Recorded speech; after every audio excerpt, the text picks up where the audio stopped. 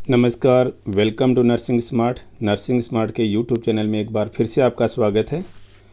चलिए आज एक नए वीडियो के साथ में शुरुआत करते हैं पहले क्वेश्चन से। Question is name the process in which the injection of material by the cells is done across the plasma membrane. देखिए अलग टाइप का क्वेश्चन है और इस क्वेश्चन को स्टडी करेंगे वर्ड टू वर्ड। प्रोसेस का नाम है इन which injection of material. Ingest करने का मतलब क्या होता है, नॉर्मल लैंग्वेज में बोलें तो निगलना, ठीक है ना। बाय द सेल, कोई सेल किसी मटेरियल को इंजेस्ट कर रही है across the plasma membrane, through the plasma membrane. दोस्तों क्वेश्चन को बाद में देखते हैं। मटेरियल्स को इंजेस्ट करना और बाहर निकालना प्लाज्मा मेम्ब्रेन कैसे कैसे करती है, सेल कैसे कैसे करती है। इंजेस्ट करने का जो प्रोसेस है, सेल जो है कोई चीज़ मतलब खा रही है, मतलब अंदर निगल रही है। निगलने का जो प्रोसेस जो है यानी अंदर की तरफ में ही होगा। सेल के अंदर जाने को ही निगलना बोलेंगे ना, बाहर आने को तो बोल नहीं सकते। अंदर आने को तो दो चीज़ें कर सकती हैं, ठीक है ना। अंदर आने को क्या बोलेंगे भाई, एंडोसाइटोसिस। एक तो चीज़ बोल देते हैं भाई एंडोसाइटोसिस। इस प्रोसेस को सेल जो है मटेरियल्स को सेल मेम्ब्रेन के अक्रॉस अपने अंदर ले लेती है।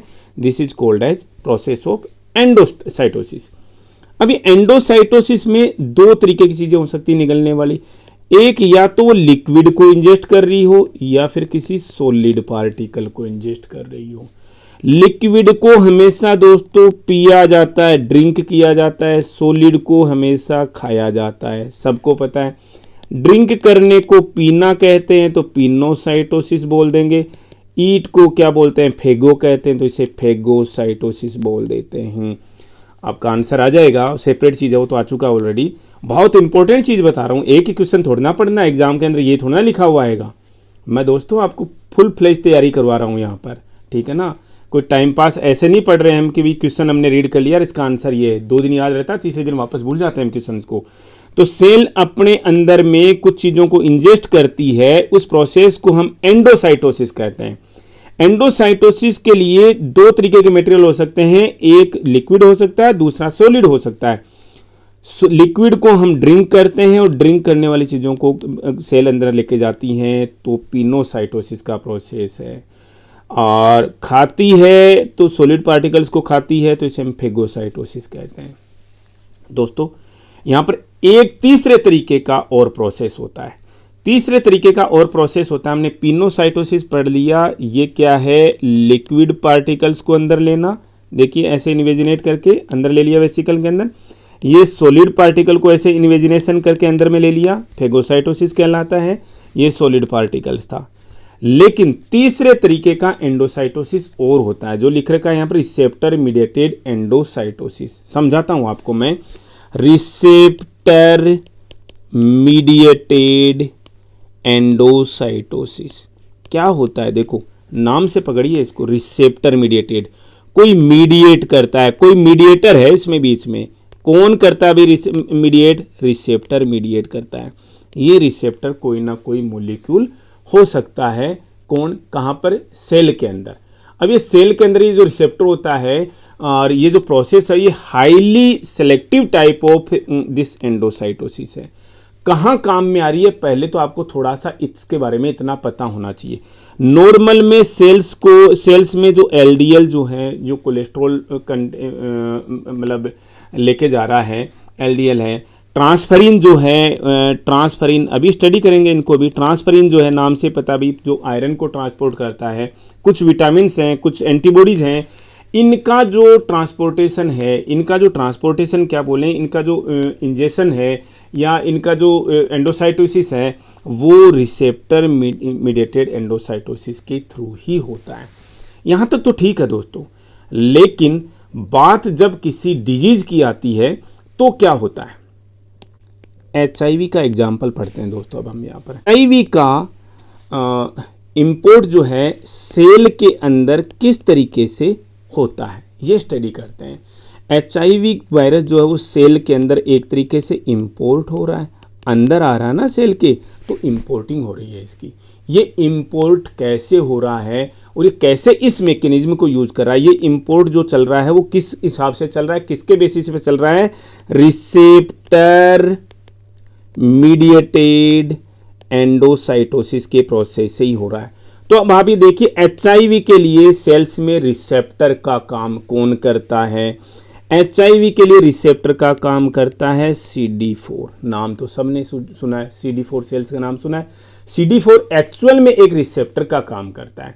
ये CD4 रिसेप्टर कहाँ पर प्रेजेंट होता है, सेल मेम्ब्रेन पर प्रेजेंट होता है। किसकी सेल मेम्ब्रेन पर, WBCs की सेल मेम्ब्रेन पर। कौन WBCs, टी हेल्पर सेल्स का सबने नाम सुना है।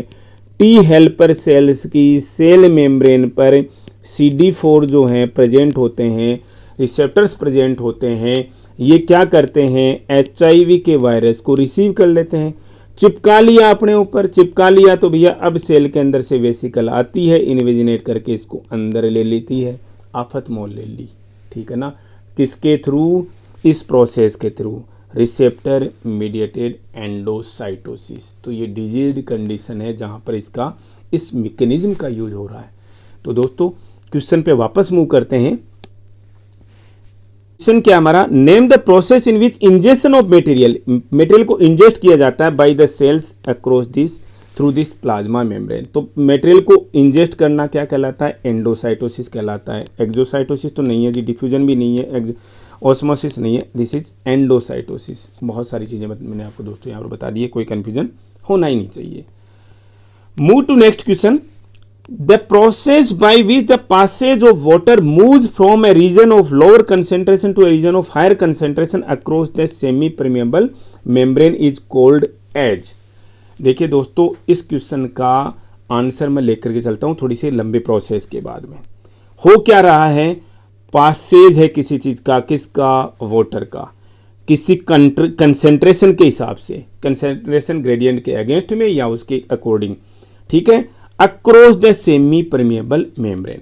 सबसे पहले तो बात पढ़ लेते हैं भी ये सेमी परमेबल मेम्ब्रेन, SPM क्या चीज है जी, इसको सेमी परमेबल मेम्ब्रेन या सेलेक्टिव परमेबल मेम्ब्रेन भी बोल देते हैं।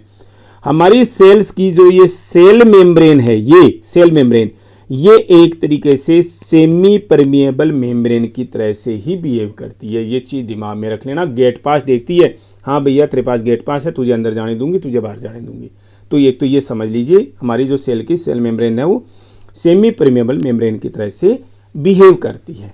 अब इसका मतलब इसके अक्रॉस सब्सटेंसेज का या मटेरियल का क्या होता है, सब्सटेंसेज का ट्रांसपोर्टेशन होता है। क्या होता है जी, आवाजाही जो है, आवाजाही को क्या बोलते हैं भाई, ट्रांसपोर्टेशन इसके अक्रॉस ही होता है। कुछ ट्रांसपोर्टेशन में पैसा लगता है, कुछ ट्रांसपोर्टेशन में पैसा नहीं लगता। अब सेल तो कोई कमाई करती नहीं है, सेल तो कोई कमाई जो करती है उस पैसे को क्या बोलते हैं भाई, एनर्जी की बात करते हैं, एनर्जी की बात करते हैं। किसी में एनर्जी लग रही है, किसी में नहीं लग रही। जिसमें एनर्जी नहीं लगती उसे हम पैसिव ट्रांसपोर्टेशन बोल देते हैं, जिसमें एनर्जी लग रही है उसे हम एक्टिव ट्रांसपोर्टेशन बोलते हैं। तो हमने ट्रांसपोर्टेशन जब हम यहां पर स्टडी कर रहे हैं तो ये दो तरीके का हमने पढ़ लिया, एक पैसिव ट्रांसपोर्टेशन, एक एक्टिव ट्रांसपोर्टेशन। पैसिव में एनर्जी नहीं लगती, एक्टिव में एनर्जी लगती है। पैसिव ट्रांसपोर्टेशन अगेन दो तरीके का है दोस्तों जिसमें एनर्जी नहीं लगती। एक को बोलते हैं हम डिफ्यूजन, दूसरे को बोलते हैं ऑस्मोसिस। अब यहां पर सब कुछ मतलब ही कंसेंट्रेशन का है, यानी कि डिफ्यूजन के अंदर सबसे पहली चीज समझना, डिफ्यूजन का जो प्रोसेस है इसमें मूवमेंट किसका होता है। ट्रांसपोर्टेशन की बात हो रही तो मूवमेंट होगा किसका, मूवमेंट किसका होगा, सोल्यूट का होगा, यानी सब्सटेंस के मॉलिक्यूल्स का ट्रांसपोर्टेशन होता है। और ये सॉलिड मॉलिक्यूल्स जो हैं वो हायर कंसेंट्रेशन से लोअर कंसेंट्रेशन की तरफ में मूव करते हैं। सिंपल सा एग्जांपल बता देता हूं आपको जल्दी से।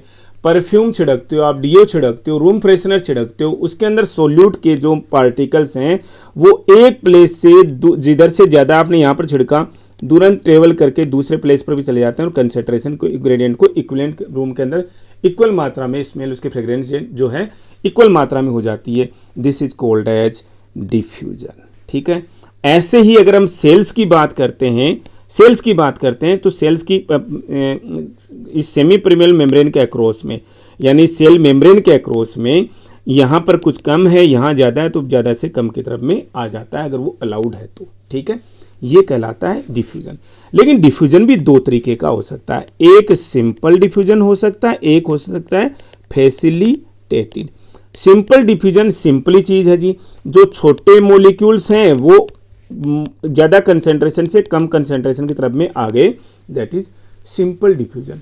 लेकिन कई बार क्या होता है, ये मोलिक्यूल्स क्या हैं, साइज के अंदर बड़े हैं, सेमी परमेबल मेम्ब्रेन को क्रॉस नहीं कर पाते, तो इन्हें किसी फैसिलिटी की ज़रूरत होती है।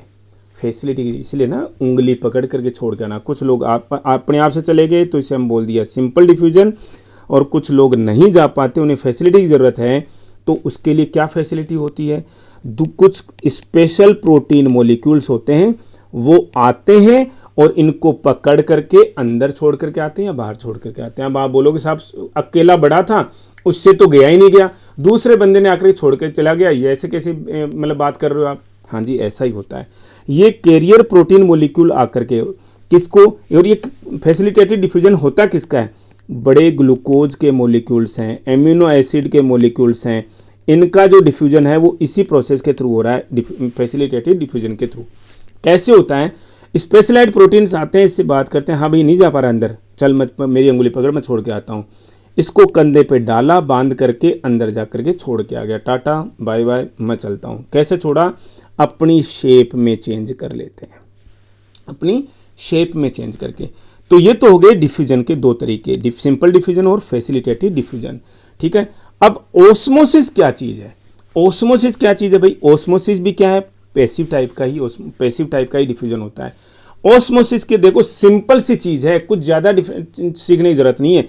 ओस्मोसिस की 3 कंडीशंस हैं, और ये 3 कंडीशन जब फुलफिल होंगी तभी ओस्मोसिस होगा, अदरवाइज नहीं होगा। ओस्मोसिस हमेशा एसपीएम की प्रेजेंस में होता है। पहली चीज, ओस्मोसिस के लिए सेमी परमेबल मेम्ब्रेन की प्रेजेंस चाहिए। क्या डिफ्यूजन के लिए चाहिए, क्या नहीं चाहिए? कमरे में आपने परफ्यूम छिड़का था, बिना सेमी परमेबल मेम्ब्रेन के ही क्रॉस कर गया, मतलब क्रॉस क्या कर गया, एक जगह से दूसरी जगह में मॉलिक्यूल्स पहुंच गए, किसके, सोल्यूट के। तो यहाँ पर तो ओस्मोसिस के अंदर क्या चाहिए भाई, एसपीएम की प्रेजेंस चाहिए। दूसरी कंडीशन क्या है, इसमें जो मूवमेंट होती है वो किसकी होती है, वाटर के मॉलिक्यूल्स की मूवमेंट होती है। मूवमेंट कौन करता है, वाटर के अंदर जो घुला हुआ है उसकी मूवमेंट नहीं होती, मूवमेंट होगी जो वाटर है, यानी कि जिसके अंदर चीजें घुली हुई है, सॉल्वेंट की मूवमेंट होती है। अब किधर से किधर को होती है, lower concentration to higher concentration movement होती है। ये बोलोगे सर ये क्या बता दिया, लोअर कंसेंट्रेशन से हायर कंसेंट्रेशन, और वो भी बिना एनर्जी के कोई चीज़ जा सकती है क्या? हाँ जी, जा सकती है। कंसेंट्रेशन का मतलब वाटर की अमाउंट नहीं होता, वाटर की कंसेंट्रेशन नहीं है ये। जिधर कंसेंट्रेशन कम है उधर वाटर ज़्यादा है, ये समझ लीजिए आप। कम जिधर की कंसेंट्रेशन कम है मतलब वो डाइल्यूशन ज़्यादा है, वाटर की प्रेजेंस ज़्यादा होगी, लेकिन एक्चुअल में देखा जाए फिजिकली जरूरी नहीं है ज़्यादा ही होगी, दूसरा सॉल्यूशन ज़्यादा अमाउंट का हो सकता है, लेकिन कंसेंट्रेशन में फ़र्क है। तो इसका मतलब लोअर कंसेंट्रेशन यानी जिधर डाइल्यूशन ज़्यादा है उधर से हायर कंसेंट्रेशन साइड में कौन मूव करेगा, वाटर मूव करेगा। एक बार फिर से रिपीट कर देता हूं, ऑस्मोसिस की केवल 3 ही कंडीशंस हैं। मूवमेंट हमेशा वाटर के मॉलिक्यूल की होती है, किसके अक्रॉस होती है, एसपीएम के अक्रॉस होती है, कम कंसेंट्रेशन से ज्यादा कंसेंट्रेशन की तरफ में। क्वेश्चन पे चलते हैं अब हमारे वापस। The process by which the passage of water moves, देखिए वाटर का मूवमेंट हो रहा है, मूवमेंट किसकी हो रही है, वाटर की हो रही है। Region of lower concentration to, कम कंसेंट्रेशन से हायर कंसेंट्रेशन की साइड में हो रहा है, वाटर की मूवमेंट आ गई। Lower concentration to higher concentration across the semi permeable membrane, तीनों की प्रेजेंस है भैया, तीनों कंडीशंस फुलफिल हो रही हैं। This is called as osmosis. Diffusion no, osmosis yes, both of the above no, active transportation no. So simple, ठीक है। तो ध्यान में रखनी है चीज़ें सारी की सारी। और इससे ज़्यादा इजी आपको कहीं सीखने को चीज़ें शायद ना मिले, बताते नहीं है लोग। और दोस्तों ये वो चीज़ें हैं जो कि एग्ज़ाम्स में आप इनके बिना आप सिलेक्शन नहीं ले पाएंगे। जब तक आपका बेसिक क्लियर नहीं होगा सिलेक्शन नहीं होगा। लिख करके ले लीजिए, मैं किसी को यहाँ पर वो प्रोवोक नहीं कर रहा हूँ, और प्रोवोक समझो तो मैं मोटिवेट करने की कोशिश कर रहा हूँ आपको। ये बेसिक्स हैं, सीखने पड़ेंगे दोस्तों। नेक्स्ट 2-3 वीडियोज़ के अंदर ही एपिसोड्स के बाद में हम इंस्ट्रूमेंटेशन की सीरीज लेकर के आने वाले हैं। बीच में कहीं चैनल ब्रेक नहीं करने वाले, ये सीरीज ऐसे ही चलती रहेगी। मिसलेनियस इंस्ट्रूमेंट्स की सीरीज लेकर के आएंगे ताकि आपको चीज़ें अभी से याद हों। सिंपल इंस्ट्रूमेंट दिखा करके क्वेश्चन आंसर नहीं करेंगे, आपको हर एक चीज़ बताऊंगा इस इंस्ट्रूमेंट्स का यूज क्या है और कैसे पहचानोगे आप उसको। चलिए मूव करते हैं नेक्स्ट क्वेश्चन को।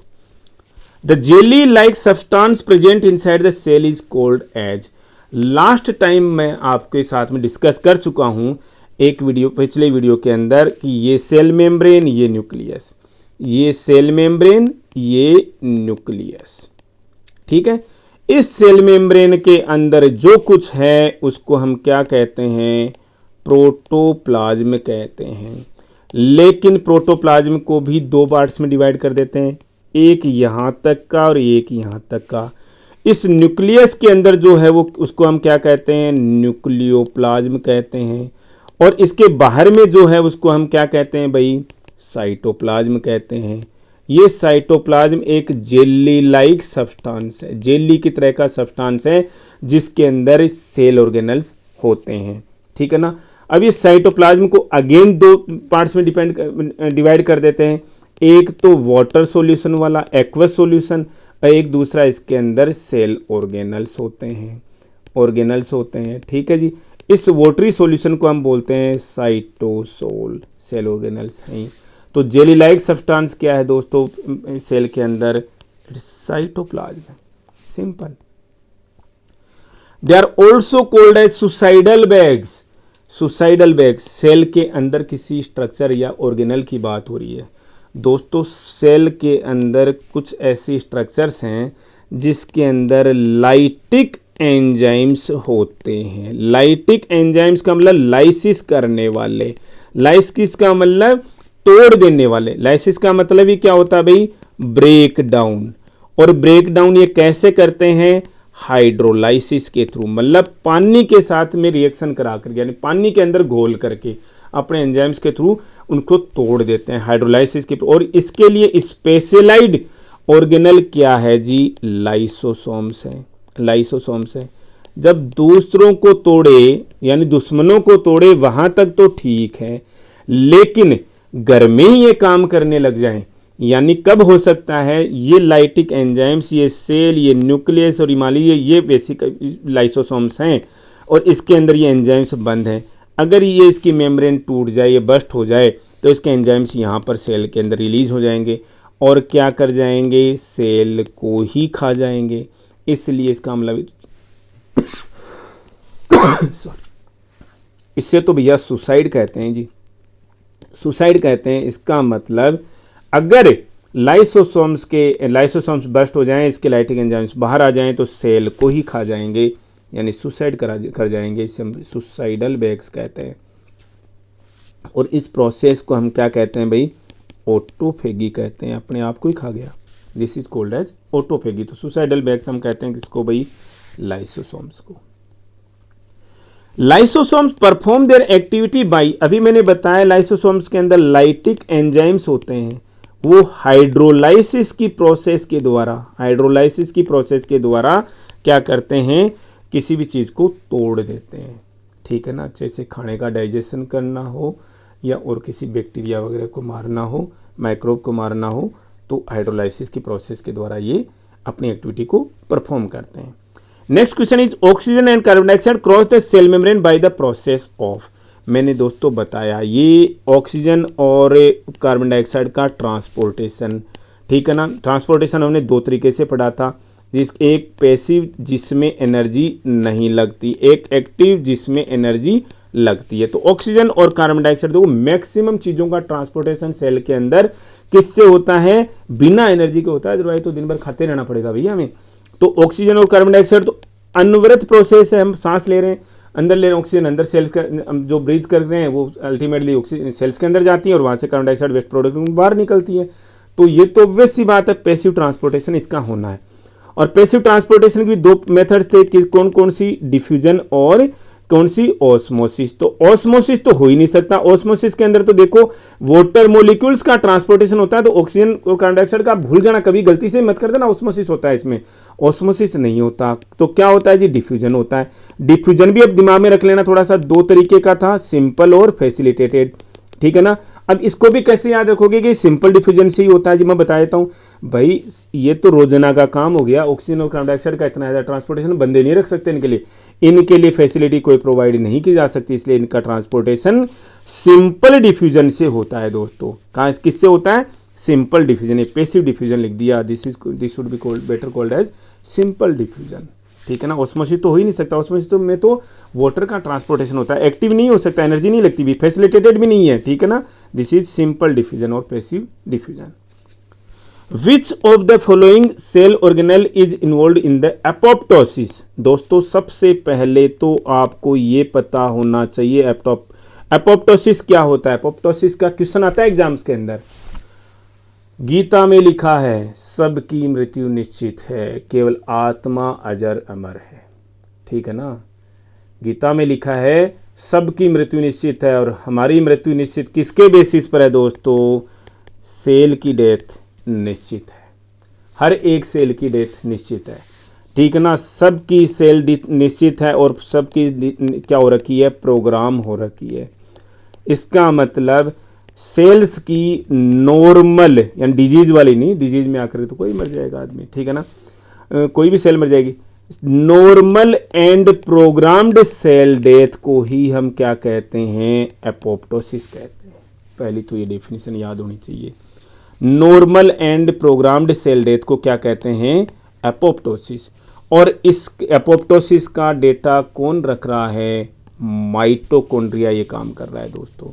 एपोप्टोसिस का काम कौन कर रहा है, देख रेख मतलब किसकी देख रेख में हो रहा है ये काम, माइटोकॉन्ड्रिया। पढ़ा चुका हूँ आपको लास्ट टाइम भी, शायद मुझे याद नहीं आ रहा शायद, और नहीं याद आ रहा या नहीं पढ़ाया है तो आप इसको कंठस्थ कर लीजिएगा, आज ही बाई आर्ट हो जाना चाहिए चीज़। माइटोकॉन्ड्रिया रिस्पॉन्सिबल है एपोप्टोसिस के लिए। चलिए नेक्स्ट क्वेश्चन देखते हैं। Name the process in which the membrane of a vesicle can fuse with the plasma membrane and extrude its contents to the surrounding medium. देखिए वेसिकल जो है वो फ्यूज हो जाती है प्लाज्मा मेम्ब्रेन के साथ में। एक्सट्रूड का मतलब फोर्स आउट करना, ठीक है ना, अपने कंटेंट्स को सराउंडिंग मीडियम के अंदर। ये देखिए डायग्राम के अंदर, ये इसका डायग्राम नहीं है भाई कि क्वेश्चन में दे दिया गया, ये मैंने बना दिया है साथ में कि आपको समझाने के लिए। ये सेल के अंदर सब कुछ है, ये सेल के बाहर है, ठीक है ना। कुछ वेस्ट मटेरियल निकालना है तो ये वेसिकल ने अपने अंदर भरे और यहाँ पर आकर के बाहर आकर के छोड़ दिए, सेल के बाहर में आकर के सब कुछ छोड़ दिया, आउटसाइड द सेल एक्सट्रूड कर दिया, फोर्स आउट कर दिया। And this process is called, देखिए अंदर लेना होता तो इंजेस्ट किया जाता, बाहर किया तो एक्सट्रूड कर दिया। इंजेस्ट करने को हम एंडोसाइटोसिस बोल देते हैं, एक्सट्रूड करने को हम एक्सोसाइटोसिस बोल देते हैं। This is called as exocytosis. Exocytosis के और कोई टाइप नहीं है, ये इसी तरीके का। एंडोसाइटोसिस के तो हमने 3 तरीके पढ़ लिए थे, एक तो लिक्विड वाला, एक सॉलिड वाला, और एक कौन सा था, रिसेप्टर मीडिएटेड वाला। लिक्विड वाले को हमने पिनोसाइटोसिस बोला, सॉलिड वाले को हमने फेगोसाइटोसिस बोला, और रिसेप्टर मीडिएटेड वाले को रिसेप्टर मीडिएटेड एंडोसाइटोसिस बोला, जिसमें HIV जो है वो अपनी सेल्स को इसी मेथड से, इसी मैकेनिज्म का यूज करके इन्फेक्ट करता। बहुत इंपॉर्टेंट क्वेश्चन है दोस्तों वो, ठीक है। तो इस प्रोसेस का नाम क्या हो गया यहाँ पर क्वेश्चन में, एक्सोसाइटोसिस। थैंक यू दोस्तों नर्सिंग स्मार्ट के साथ में जुड़ने के लिए, और जो लोग नए हैं नर्सिंग स्मार्ट के साथ जुड़ जाइए। यहाँ डिस्क्रिप्शन बॉक्स में टेलीग्राम चैनल का लिंक भी दे के रखा हुआ है, मेरी वेबसाइट का एड्रेस भी लिखा हुआ है। वेबसाइट पे कल रात को लग करके बहुत काम किया और लगभग मैंने इसको रिनोवेट कर दिया है। आपको हर एक जानकारी, मैं सबसे रिक्वेस्ट करता हूँ दोस्तों, मेरी वेबसाइट को आप रेगुलरली विजिट करते रहिएगा, आपको हर जानकारी, हर तरीके की जानकारी आपको मेरी वेबसाइट के ऊपर मिलेगी। तो बिना कोई टाइम वेस्ट किए हुए thank you for watching video. Next video के लिए हाजिर होंगे हम नेक्स्ट डे ही, और कुछ समय के बाद में बहुत ही फास्ट वीडियोज़ लेकर के आएंगे दोस्तों। धन्यवाद।